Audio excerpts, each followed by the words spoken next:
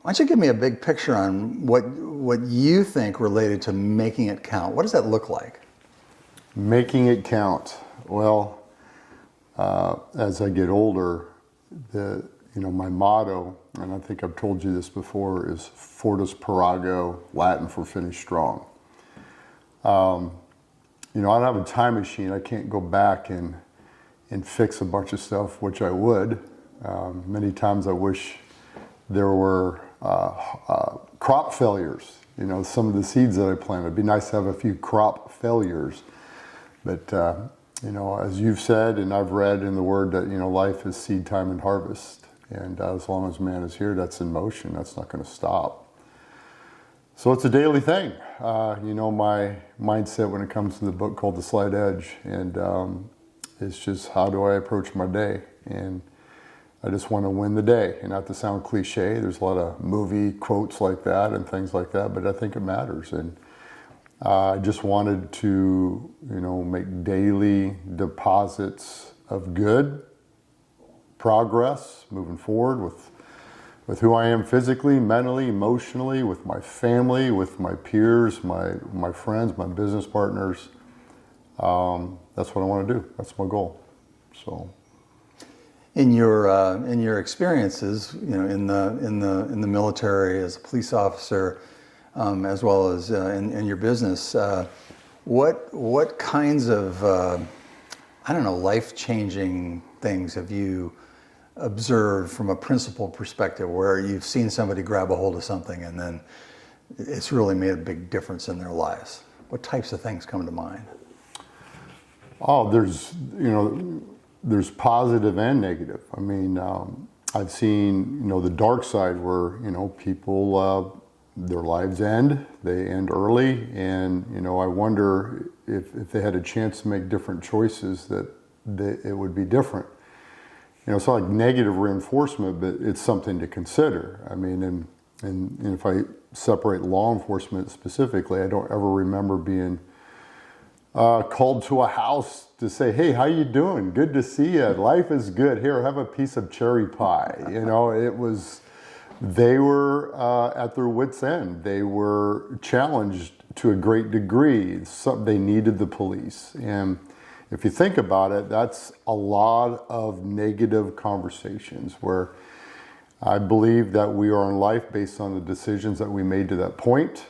And it's hard to escape that. You can blame things, but you still make decisions on circumstances and things. And so that's the negative side. The positive side is just, again, if you have a focus, a vision, a direction that you're going, and you're associated with the people that are going the same path, and the community of that, of course, education, inspiration, dreams, having more. Be an example, and that's where I find myself. It's not, I don't see personally great value in things. I know that's cliche, it's not about the fancy cars and this and that. I get that, but it truly isn't for me. The older I get, the more I just want to have an impact or influence on my kids. Gosh, let me say it this way, and I've read this recently, but I've said it a long time ago many times. It's just something I've thought about. I would be talking to some of my business team as an example and just say, hey, where did Fortis Parago come from? Finishing strong.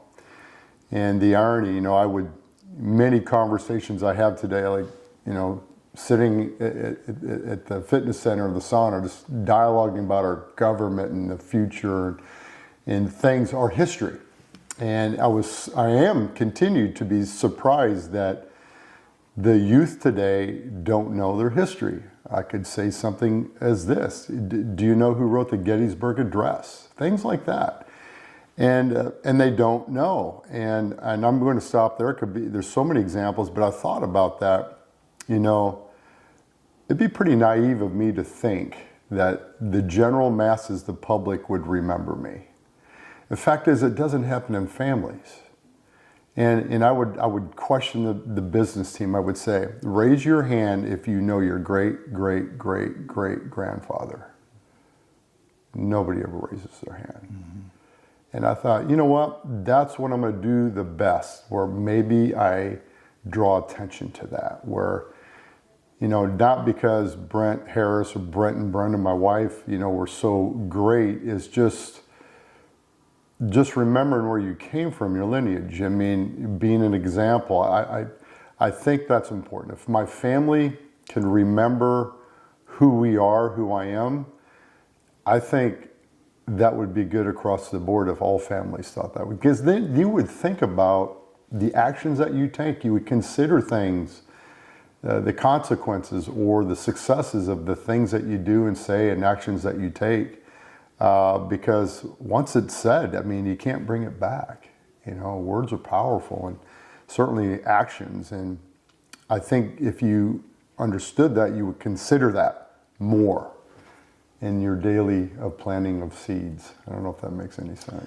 Well, when you talk about the Gettysburg Address, you're basically very comfortable with continuing to educate yourself, be educated, continue to grow.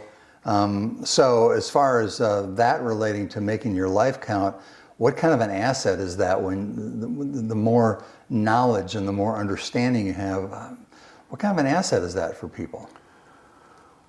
Well, I mean, again, people are self-centered, egocentric. We think about ourselves first.